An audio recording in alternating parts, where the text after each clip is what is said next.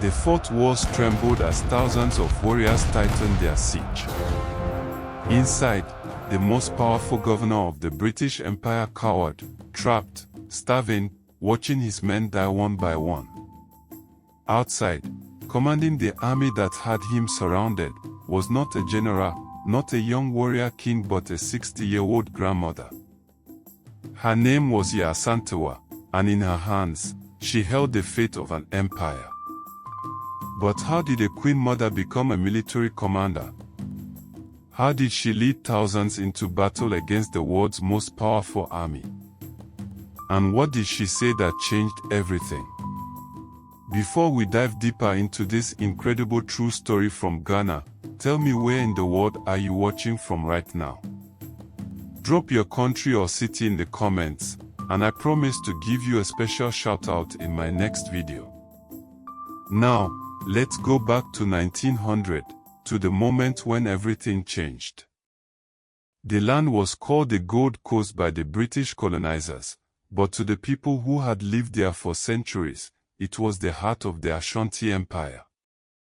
This was not just a kingdom, it was a civilization built on gold, military might, sophisticated governance, and an unshakable spiritual identity. The Ashanti were warriors, traders, kings, and craftsmen whose reputation stretched across West Africa and beyond. But by the year 1900, the Ashanti had been bleeding.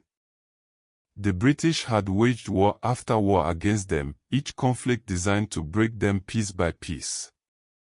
They had superior weapons, rifles, machine guns, cannons that could destroy entire villages. The Ashanti fought bravely, but one by one, their leaders fell or were captured. Their greatest king, Prempeh I, the Asantewaa himself, had been seized by the British and exiled to the Seychelles Islands thousands of miles across the ocean, along with his mother and senior chiefs. The Ashanti people mourned. Without their king, without their leaders, what hope did they have? The British believed the Ashanti were finally broken, finally ready to submit completely. They didn't understand what truly made the Ashanti unbreakable. It wasn't their king. It wasn't their weapons. It was something that lived in the soul of every single Ashanti person. It was the Golden Stool. According to Ashanti belief, in the time of their ancestors, the great priest Okomfo Anekai had called down the Golden Stool from the heavens itself. It descended in a cloud of thunder and lightning and came to rest gently in the lap of the first great Ashanti king. The priest declared that this stool contained the sunsum, the soul of the entire Ashanti nation. Every person who called themselves Ashanti was spiritually bound to it. It was never sat upon, not even by kings. It was worshipped, protected, guarded with life itself. The British knew this, and they decided to take it. Sir Frederick Hodgson was the British governor, a man so arrogant he could not conceive that anyone would dare resist him. He had the might of the British Empire behind him. He had already exiled the Ashanti king. Now he wanted to humiliate them completely, to break not just their bodies but their spirits. So on that fateful day, he stood before the remaining Ashanti chiefs in Kumasi and spoke words that would ignite a war.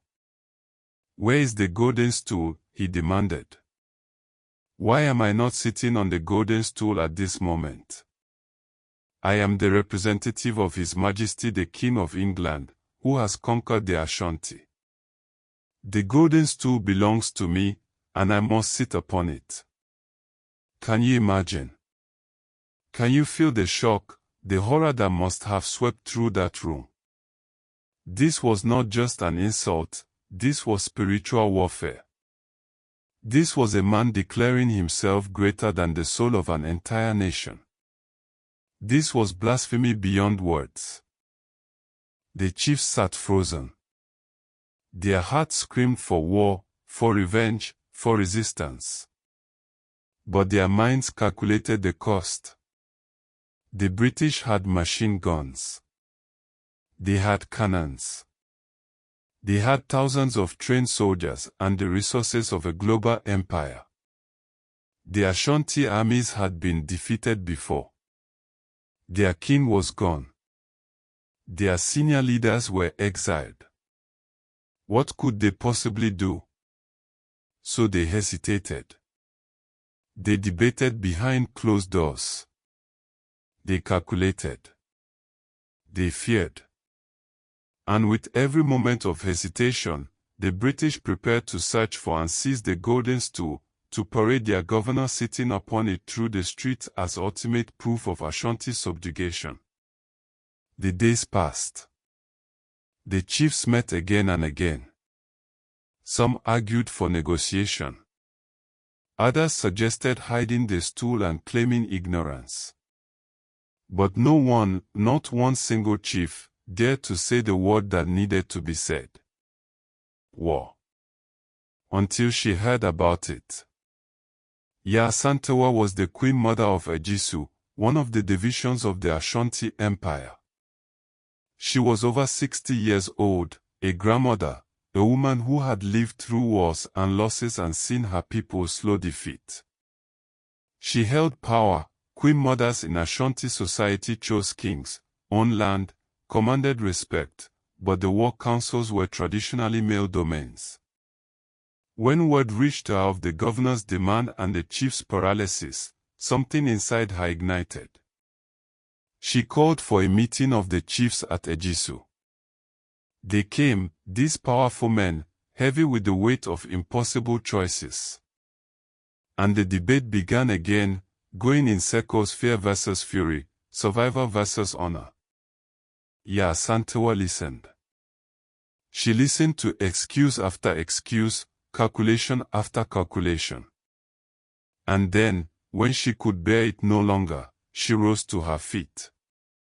Every eye turned to her. The people fell silent. And then this 60-year-old grandmother spoke words that would echo through history, words that would be quoted for generations, words that would change everything. Now I see that some of you fear to go forward to fight for our king. If it were in the brave days of our ancestors, chiefs would not sit down to see their king taken away without firing a shot. No European could have dared speak to chiefs of Ashanti in the way the governor spoke to you. Is it true that the bravery of Ashanti is no more? I cannot believe it. It cannot be. Her voice rose, passionate, fierce, challenging. I must say this: if you, the men of Ashanti, will not go forward, then we will. We, the women, will. I shall call upon my fellow women. We will fight the white men. We will fight till the last of us falls in the battlefields. Can you imagine that moment? Can you feel the shame that must have crashed over those chiefs like a tidal wave? Here stood a woman, a grandmother, declaring she would do what they feared to do. She was shaming them, challenging their manhood, their identity as Ashanti warriors, their honor as protectors of their people. The silence that followed was electric. Then, one by one, the chiefs rose. Shame transformed into resolve. Fear transformed into fury. If the Queen Mother was willing to die for the Golden Stool, how could they do less? If the women were ready to fight, how could the men stand aside? The decision was made. The Ashanti would go to war. And they chose Yaa Asantewaa as their commander-in-chief. Think about that. An army facing the British Empire, led by a 60-year-old woman. This was almost unprecedented, extraordinary in every way. But the Ashanti recognized something the British never could: this war was not just about weapons. It was about spirit. And no one embodied the indomitable Ashanti spirit more than Yaa Asantewaa. She took command like she had been born for it. She rallied warriors from across the region. She organized supplies, planned strategy, coordinated forces.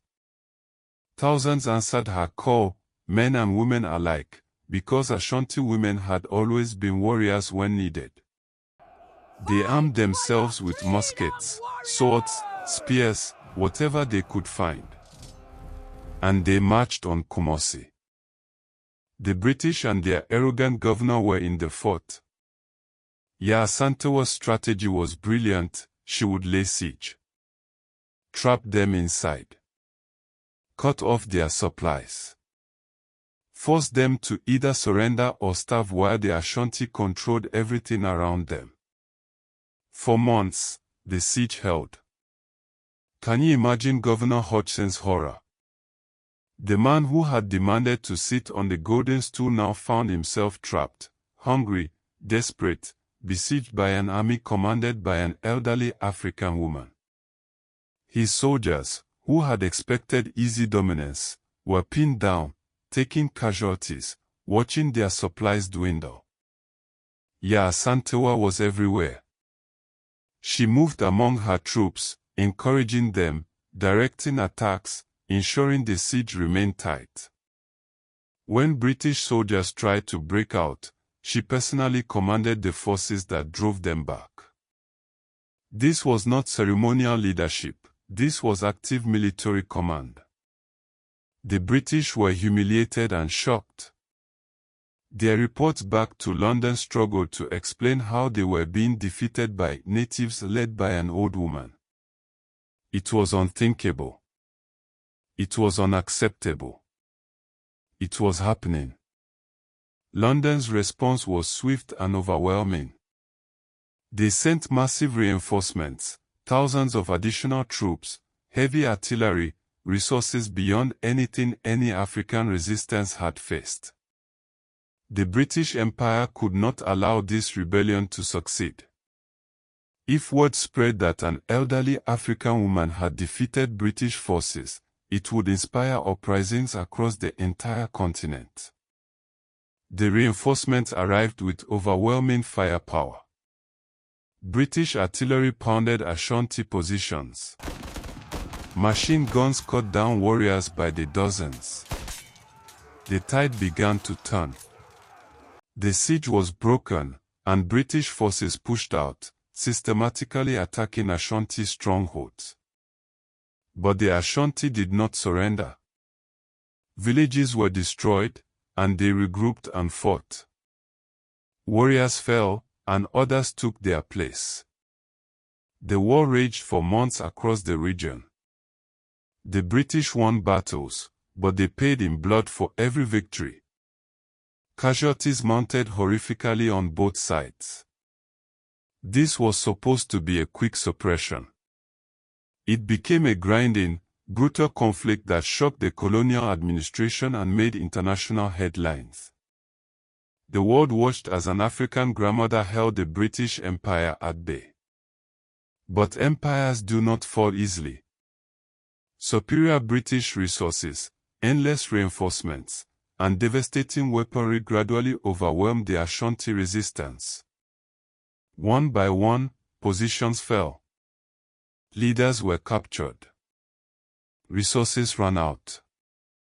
Finally, Yaa Asantewaa herself was captured along with the remaining chiefs. The War of the Golden Stool, the last of the Anglo-Ashanti Wars, was over. The British exiled her to the Seychelles Islands, the same remote prison where they had sent King Prempeh.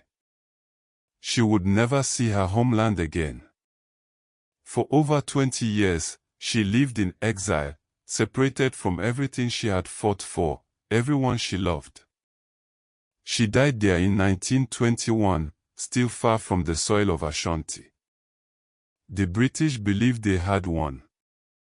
They had captured the Queen Mother. They had broken the rebellion. They had proven their dominance. But had they? Here's what the British never understood: they never got the Golden Stool. It remained hidden, protected, sacred. To this very day, it remains a protected symbol of Ashanti sovereignty, never conquered, never surrendered. And Yaa Asantewaa. She became immortal. Her story spread like wildfire across the Gold Coast, across Africa, across the world.